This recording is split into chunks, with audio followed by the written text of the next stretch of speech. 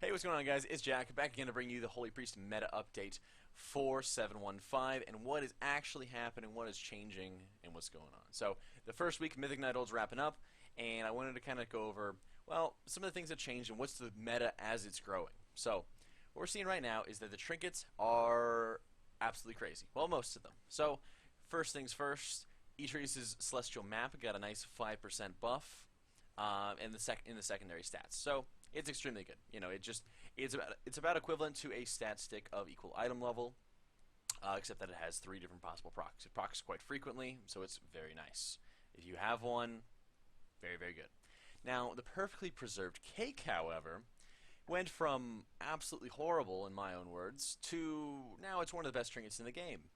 And it happened by increasing its absorption effect by 140% and adding another target to it. It's pretty good. Who knew? So what we're seeing right now is that this trinket is the best thing ever. It's the best possible trinket in the game at the moment for normal and heroic raiders. Now going into Mythic, there's some nuance to it. So because it's a static amount of healing, you are going to be reaching points in Mythic progression where the amount of healing that you need to put out is going to just slowly lower the value of the trinket. So at the moment, you know, it's doing 30, 32k HPS, and it's always going to be doing that amount because it's so consistent as an absorption effect. But it only is going to be having a larger and larger impact in relation to all of your healing, well, the lower the HPS is. So if you're doing 3, 400k HPS, it's going to be accounting for like 7, 8% of your max healing, right? But if you're doing 5, 6, 7, 800k HPS, well, the value of that starts going down, down, down because it's a static amount of healing. If it's accounting for 4% of your healing, or would you rather account for 8% of your healing? You know, something simple like that. So as you're going higher and higher into boss fights that are requiring higher HPS, higher throughput, well, it's going to start losing value, and you'll likely see late into Mythic Nighthold or even into farm content, into parse content, that is where the perfectly preserved cake is going to be losing a lot of its value, and it's going to kind of get phased out. So at the moment, progression purposes, fantastic, absolutely amazing, but don't be surprised later down the road to see it much like Wild Nightmare Fog, where it becomes an undesirable effect. Keep that in mind. Alluriel's Mirror, of course, got a nice buff in its hot section, and then its explosion got nerfed as a result.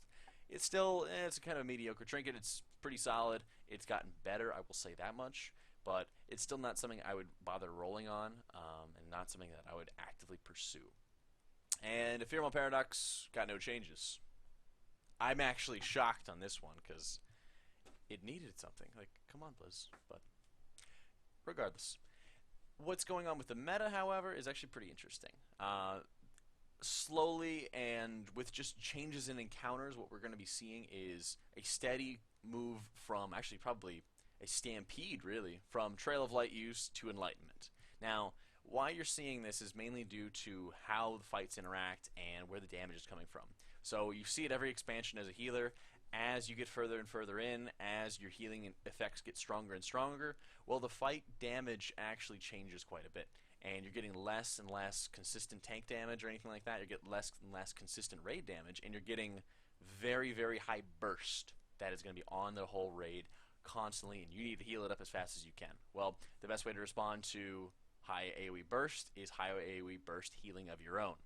So what that's going to basically be entailing is that prayer of healing becomes a lot more meta, a lot more forefront, and it all depends on your mana abilities. Your mana sustain, your mana regen, and that is augmented by external forces. External forces like Innervates, which have been around, as we all know, and Blessing of Wisdoms. So if you have Ret Paladins in your raid, definitely try to hassle them to get a Blessing of Wisdom, because it honestly is resulting in many fights. You're getting twice the effect of an instant mana potion in some cases more.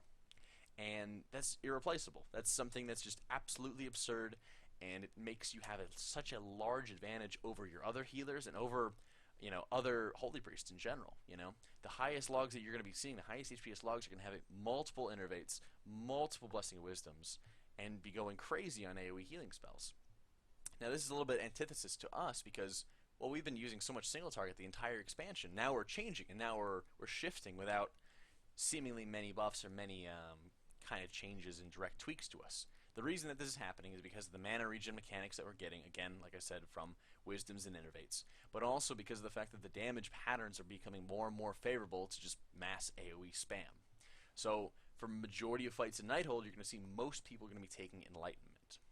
Now, the situations where you should be taking Trail, however, really depend on your other healers and the damage that's going on in the raid itself. So I'm working on Mythic Spellblade Allurial at the moment with my guild, and the Mark of Frost debuff deals tons and tons of damage. So it's extremely important to me, and to my whole healing team, to be doing lots and lots of single target healing.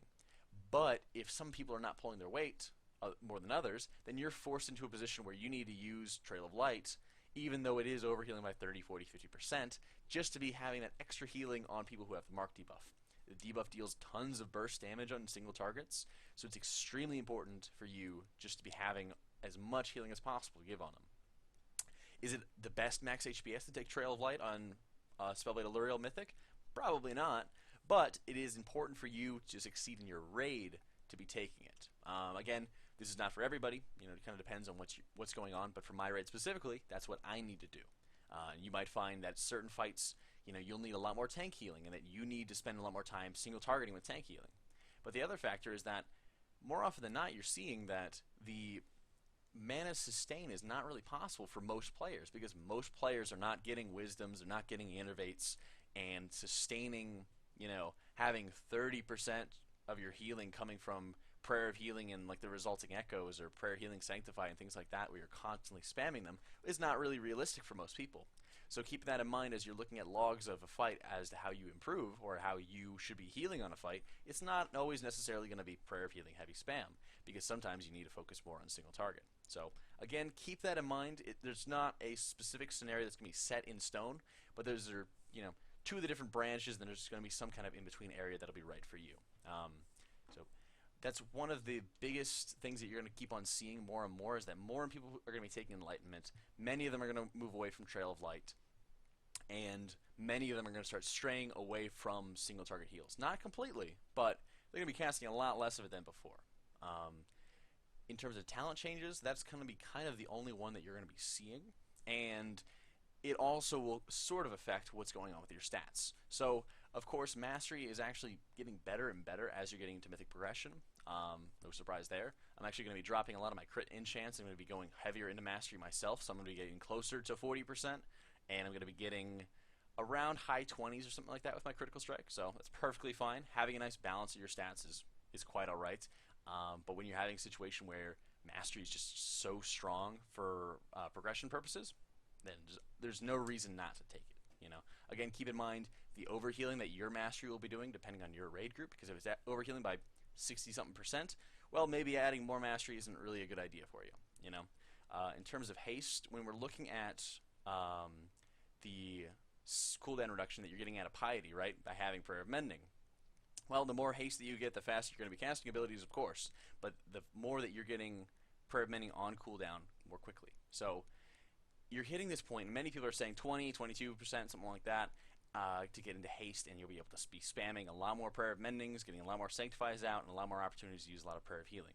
But the problem comes is if you do not have the Wisdoms, the Innervates to sustain that, well, then you're stuck in a position where you're able to go extremely quickly if you're not very careful, and you're wasting precious globals just using filler spells because you can't afford to go, you know, full crazy, full ham, and you're just kind of holding back as best as you can. So that's in a situation where maybe you don't want to be stacking haste out the wazoo, but having a good amount, I think I'm around the mid-teens myself, and I think it's quite nice, you know, is very good, you know. And similar, you'll see some people who are running without mana regen trinkets, and they're getting all the extra mana that they need without any kind of trinkets, you know.